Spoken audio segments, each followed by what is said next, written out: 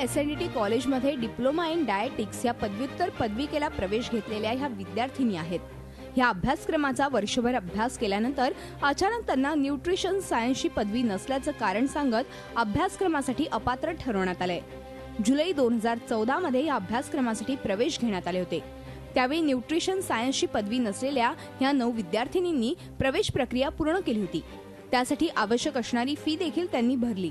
यावेळी पात्रता परीक्षेची देखील कोणतीही अट त्यांना घालण्यात आली नव्हती। मात्र अचानक अभ्यासक्रमासाठी पात्र नसल्याचं सांगत 6 परीक्षेस बसण्यास मनाई करण्यात आली। HOD काही सपोर्ट करत नाही, आम्हाला कॉलेजकडून कुठलाही प्रकारचा पाठिंबा मिळत नाहीये की आम्ही विचारू, आम्हाला नुसती उडवीची उत्तरं मिळत आहेत की करू आम्ही, युनिव्हर्सिटी करेल, पण आम्हाला काहीच होप्स नाहीये।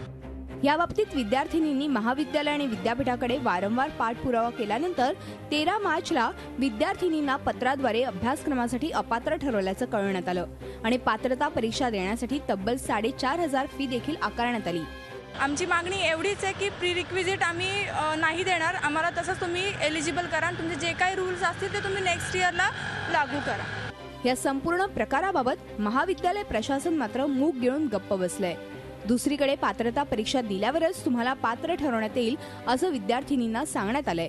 मात्र कॉलेज सुरू होऊन 9 महिने उलटल्यानंतर घेतली जाणारी ही परीक्षा आधीच का घेतली नाही असा प्रश्न विद्यार्थिनींनी विचारलाय। अश्विनी पवार, झी मीडिया, पुणे। झी 24 तास रहा एक पाऊल पुढे।